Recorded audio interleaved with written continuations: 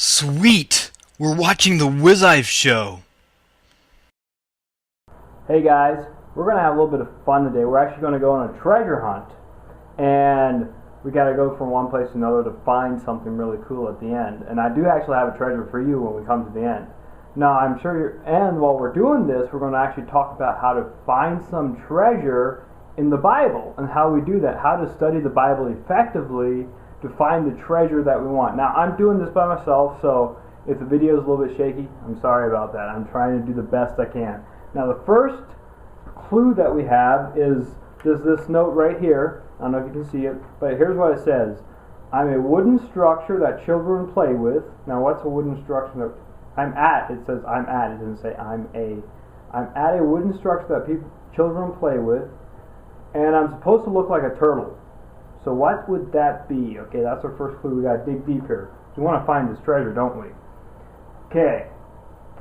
What could that be? Well, structure that children play with. That sounds like a swing set or something to me, wouldn't you think? So let's go out there and see if it's something to do with that.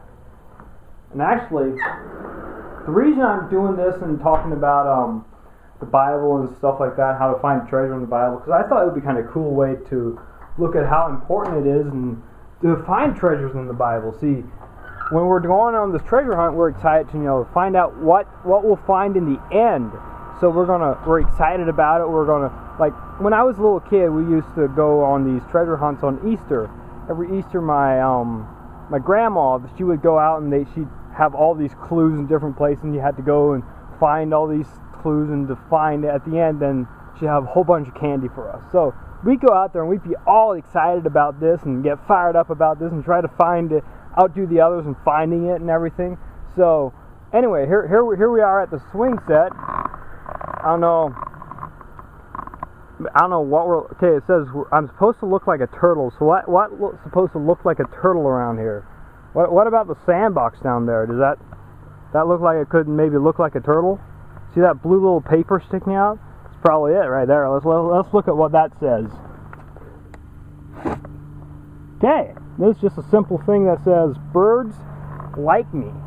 Okay, so birds like me. See, we gotta find out what this is trying to say so that we can find that treasure. And the same as when you're studying the Bible, you gotta really dig into it. You gotta want to find it, and you gotta figure out what it's trying to say and the truth about it. So, because if I interpret this to be something like, I don't know what it, like whatever I interpret it as, if I come up with the wrong answer, we're not gonna find the next piece, next paper. So we want to find the next paper, wouldn't you say? So what could that be? Birds like me. What do birds like? Well, okay, they like bird seed, so it could be by some bird seed, and they like bird houses, and what else could there be? What about a bird feeder? The bird seed, like over here, we have a feeder. We can go check that out there, see if it's the paper there. See, one thing that I've learned when I've been studying the Bible and looking at different stuff is that it's very, very important to look at the whole picture. You got to know exactly what's going on before and after, the context. That's kind of the main thing that people mess up. And like right now, we kind of messed up because this isn't the right place here. There's no paper anywhere. Let's see here if we can find something else here. See, there's another bird feeder up here. We can check that. And a lot of people, they think, okay, it has to be this. The Bible, when we're reading this in this part, it has to mean this. But they come in there with their preconceived ideas about what it's supposed to say. And they end up interpreting it completely wrong. And they end up doing the wrong thing. Like we just went to that bird thing there, that bird feeder, and it wasn't there. It wasn't the right thing. So we got to find the right thing here. So let's see what we come up with here. And in the Bible, it's very, very important to interpret it correctly. Let's see here. Yeah, there we go. There's a little piece of paper in there. Let's see what that has to say here.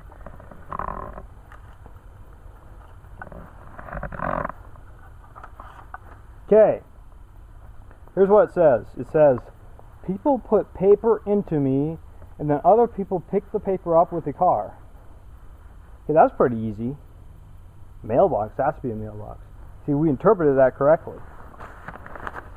See, one of the most important, what would you say, actually I'm going to ask you a question, what would you say is like the most important thing that we can do as Christians? Like the one thing, what's the most important? See, if you ask me, actually if you could ask Billy Graham, he was actually one time asked, going, no, what would he do different in his life if he could do it over? And what he said is, he said he wishes he would have spent more time studying the Bible instead of preaching, going out and preaching everything. He's like, that's the one thing I would change. So that's why I'm making this video, to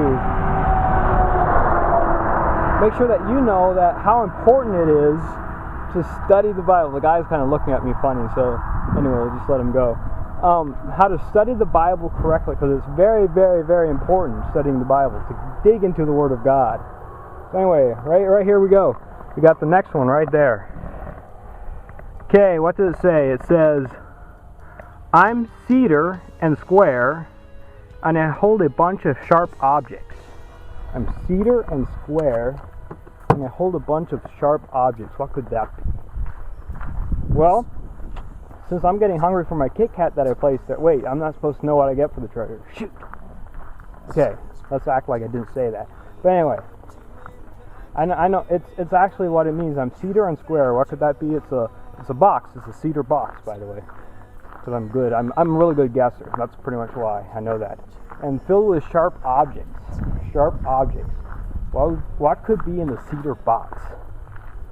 Well, actually, I used to, when I was younger, I used to collect these knives, just these pocket knives. I don't know why I did that, but it was something that I liked doing. And so that's actually what it's talking about. So we'll go in there and take a look at that. And then, what tip could I give you about Bible study as we're going in here? Okay, one of the best things about studying the Bible, I call it finding treasure pieces of wisdom. Because the Bible is full of them. All we got to do is uncover them and read it correctly, and read it to see exactly what it's saying, all the context of it and everything. Like by the context, I'm talking about all the words before and after and all that good stuff. You got to know exactly what's going on. And then another thing I like doing, this is kind of my biggest tip right here, is I like, when I read the Bible, I like putting myself into the character's shoes. Like it says Jesus walked so and so or whatever. I like putting myself in Jesus' shoes, and okay, I'm walking through this. How would I feel at this moment, or what would I be doing? So that's a very important thing to do when you're studying the Bible, is to put yourself in their shoes and see really what in the world's going on here. So anyway, right here is the final destination. Let's see what it says in here. There's a cedar box, a whole bunch of pocket knives inside, and whoa, we got a Kit Kat. That's what we're talking about, and it says, good job, here's your Kit Kat. Anyway, I know that's kind of lame, but hey, I like Kit Kats. What can I say? Anyway, I do have actually something for you. And I actually made this video talking about studying the Bible, believe it or not, where I go into depth how I study the Bible, in some ways that I found it to be helpful to study the Bible, and some ways that experts like maybe even Billy Graham, how he studies the Bible. I'm going to show you kind of how people do it, and how you can really dig into the Word of God and find those treasure pieces of wisdom so that you can live. The goal is to live an abundant life full of joy and happiness and full of God. So that's what I want you to do. I want you to show you how to study the Bible, how to get into the Word of God. And anyway, that's the end of this episode. So be sure to comment below, and there's a link below this video on where you can go to get your free training about how to study the Bible. And it's actually called the Path to Biblical Treasure, because I use a system called PATH. Now I just said PATH here, I didn't. Anyway, the P stands for pray, A stands for analyze, T stands for test, and H stands for heed. And it's really a easy four-step system that you can use. So anyway, peace out. Okay, guys, we're in the WizIve goal number 20. We should do some sort of celebration, shouldn't we? It's 20? Really? Well, 21 is actually better age, so whatever. Anyway, the goal for this week is to get into the Word of God. It's very, very important for us to get into the Word of God, and we kind of lost that art, and we need to get back into that. And the verse that I have that goes along with that is 2 Timothy 2:15, which is, "Be diligent to present yourself approved to God as a workman who does not need to be ashamed, accurately handling the word of truth." Pretty much what I'm saying here is that we need to accurately handle the Word of God so that we don't need to be ashamed. And the only way to accurately handle it is to be very, very diligent in reading the Scriptures and digging into them. So that's the goal for this week, to get into the Word of God. Okay, now's the time where I'm actually going to share a biblical joke with you. It's probably going to be funny, it's probably going to be lame. So here goes. Okay guys, I got this biblical joke online because nobody actually submitted one. So you need to submit your biblical joke. I really need them. And here's how it goes. Where is the first tennis match mentioned in the Bible? You know, any clue? When Joseph served in Pharaoh's court. Should have known that. Come on.